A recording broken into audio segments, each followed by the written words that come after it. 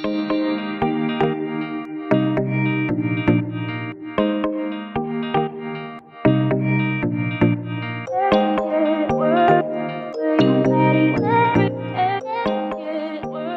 Friends, मैं आलोक आपके अपने यूट्यूब चैनल मैजिकल कॉन्सेप्ट में स्वागत करता हूं। तो दोस्तों, अभी तक यदि आप हमारे चैनल को सब्सक्राइब नहीं किए हैं तो सब्सक्राइब कर लें और साथ ही बेल आइकन में ऑल को दबा दें, जिससे हमारे लेटेस्ट नोटिफिकेशन सबसे पहले आपके पास पहुंचेंगे। आप हमें टेलीग्राम में ज्वाइन भी कर सकते हैं, जिससे हमारे लेटेस्ट अपडेट और साथ ही PDF भी आपको मिलेंगे। तो चलिए बढ़ते हैं टॉपिक की ओर। तो हम लोग पिछले वीडियो में ही 1857 की क्रांति के कुछ प्रमुख बिंदु को देख चुके थे, जैसे कि 1857 की क्रांति को अलग अलग इतिहासकारों ने अलग अलग नाम दिया, इसका स्वरूप कैसा रहा और साथ ही इसके होने के क्या क्या कारण थे। तो हम लोग आज इस वीडियो में देखेंगे यह कैसे प्रारंभ हुआ, इसका विस्तार कहाँ पर कैसे कैसे हुआ, और साथ ही हम लोग यह भी जानते हैं कि यह असफल रहा, तो इसके असफल होने के क्या क्या कारण थे। और सबसे महत्वपूर्ण टॉपिक कि क्रांति तो हो गई, तो इससे परिणाम क्या निकला। तो चलिए देखते हैं कि कैसे प्रारंभ हुआ। सबसे पहले जनवरी 1857 में यह बात दमदम, जो पश्चिम बंगाल में था, वहाँ पर सबसे पहले फैली कि सैनिकों के लिए चर्बीदार कारतूस का प्रयोग किया जा रहा है, जो बेसिकली गाय या सुअर के चमड़े से बने हैं। दूसरी ओर यह बात फरवरी 1857 में दमदम से निकलकर बहरामपुर पहुंच गया और 29 मार्च को यह धीरे धीरे बैरकपुर छावनी तक पहुंच गया।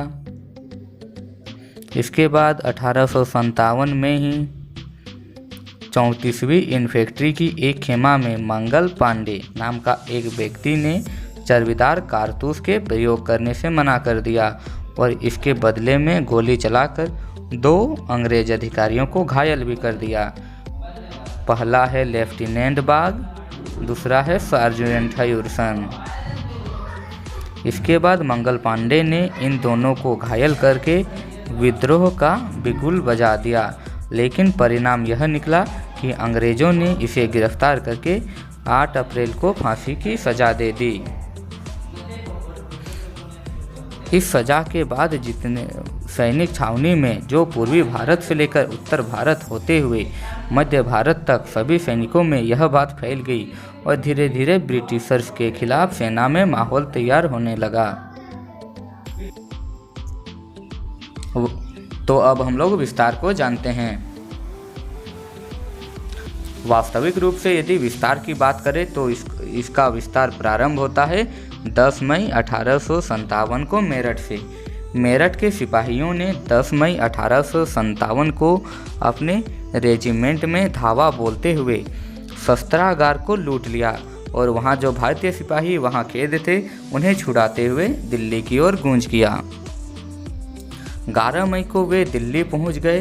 दिल्ली पहुंचकर उन्होंने 12 मई को दिल्ली पर अधिकार कर लिया और वहां दिल्ली पर अधिकार करने के बाद जो मुगल वंश के अंतिम शासक थे बहादुर शाह जफर द्वितीय को अपना नेता चुना। हालांकि बहादुर शाह जफर द्वितीय एक बुजुर्ग नेता के रूप में थे, इसलिए वास्तविक नेता के रूप में बहादुर शाह जफर द्वितीय के सेनापति बख्त का को चुना गया। तो दोस्तों, यहाँ से कुछ प्रमुख प्रश्न भी बनते हैं। 1857 की क्रांति की शुरुआत कहाँ से हुई थी? तो इसका उत्तर होगा 10 मई 1857 को मेरठ से। उन्होंने कब दिल्ली पहुंचा? तो उन्होंने 11 मई को दिल्ली पहुंचा। उसके बाद उन्होंने कब दिल्ली पर अधिकार किए? 12 मई को। फिर उसने अपना नेता किसे चुना?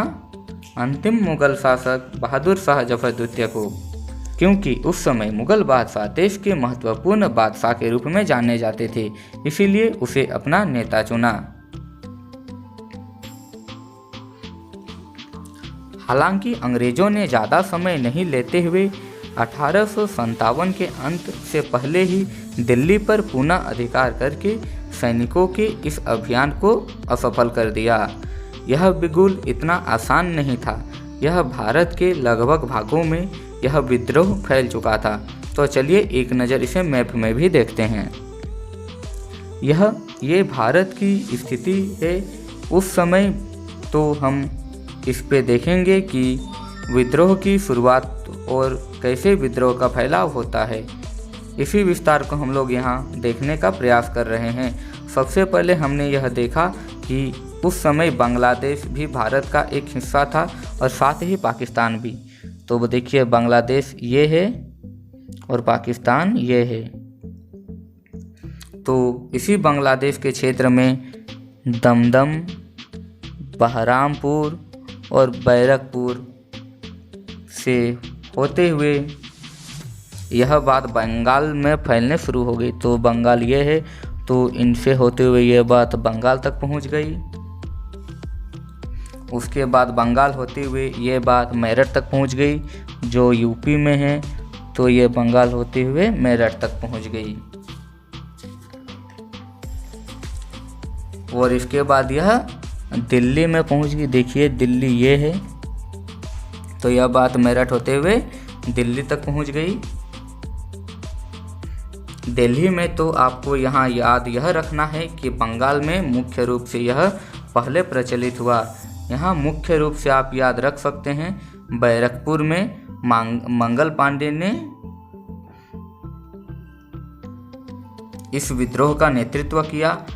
फिर यूपी मेरठ में, इसके बाद विभिन्न क्षेत्रों में जैसे लखनऊ में बेगम हजरत महल, बिहार के क्षेत्रों में बाबू कुंवर सिंह, कानपुर में नाना साहेब के नेतृत्व में, झांसी में लक्ष्मीबाई के नेतृत्व में, यानी लक्ष्मीबाई के नेतृत्व में, ग्वालियर एमपी में और राजस्थान में विशेषकर कोटा में।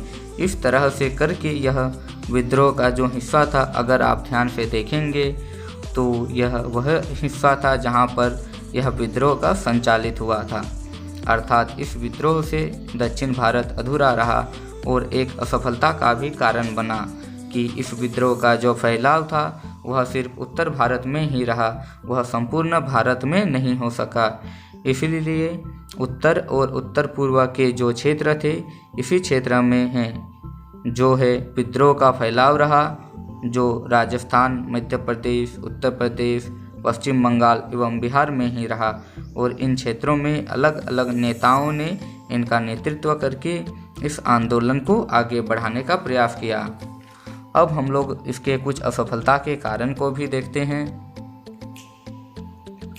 तो पहला असफलता का कारण है सीमित स्वरूप यानी सीमित क्षेत्र।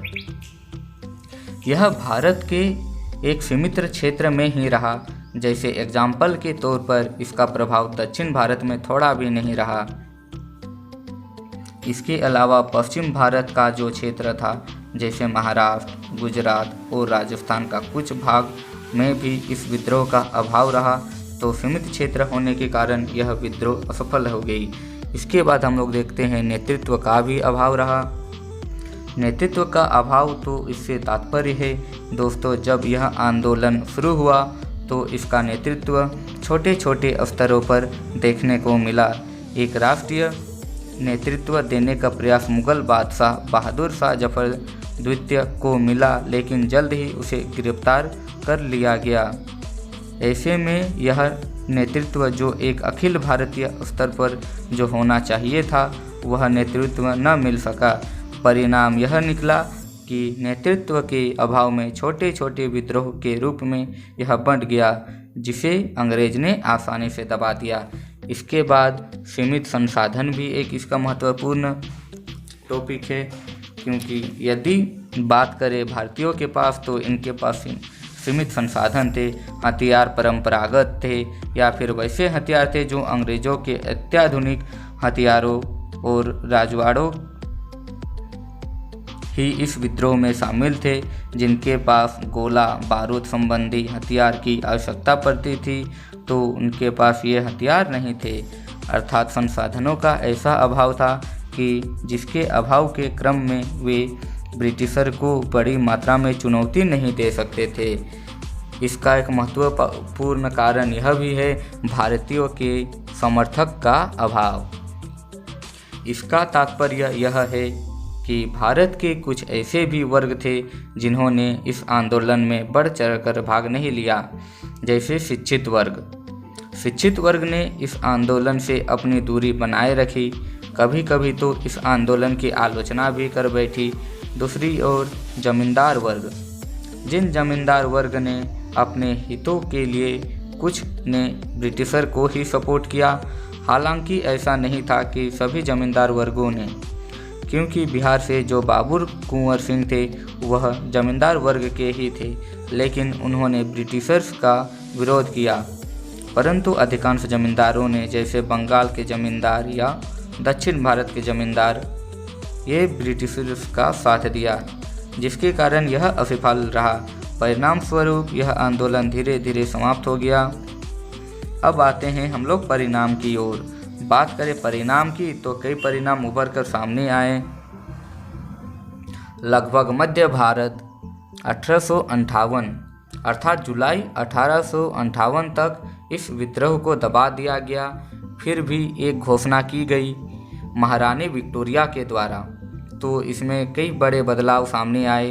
यदि इन्हें ध्यान से देखें तो सबसे बड़ा बदलाव था कंपनी का शासन समाप्त कर दिया गया और शासन क्राउन को सौंप दिया गया, अर्थात ताज को। अब बात करते हैं दूसरे नंबर पे, तो डलहौजी की नीति को इस आंदोलन का प्रमुख कारण भी माना जाता है। उस डलहौजी की नीति, खासकर हड़प नीति को भी समाप्त कर दिया गया। उसके बाद जो देशी नरेश थे उन्हें पुरानी स्थिति ही बनाए रखी गई। अब यदि तीसरा बदलाव देखें तो सेना के क्षेत्र में आया, जहां 5 भारतीय पर 1 ब्रिटिश सैनिक अपनाया जाता था। इस व्यवस्था को भी बदल दिया गया, क्योंकि मुख्य रूप से भारतीय सैनिकों ने यह विद्रोह किया था। ऐसे में यह अनुपात घटकर 2:1 कर दिया गया। चौथा बदलाव आप देखते हैं कि एक नया पद सृजित किया गया, भारत सचिव का। ये भारत सचिव के नियंत्रण में भारत के कार्य को देखरेख करने की बात की गई और इनकी सहायता से 15 सदस्य मंत्रिपरिषद का गठन किया गया। एक परिणाम जो और उभर के आया कि भारत में जो मुगल वंश जो बड़े लंबे समय से अपने जड़ें जमाए हुए थे, उनकी सत्ता समाप्त कर दी गई। तो इस तरह के कई परिणाम उभर कर सामने आए, जो 1857 की क्रांति को एक विशेष रूप देते हैं। चलिए दोस्तों, वीडियो को देखने, शेयर करने और इसे लाइक सब्सक्राइब करने के लिए थैंक यू। उम्मीद करते हैं आप हमारा इसी तरह से सपोर्ट जारी रखें, तो हम आपके लिए बहुत सारे अच्छे वीडियो लेकर आएंगे, जिससे आपको एक बार सुनने मात्र से ही याद हो जाएगा। Thank you, that's all.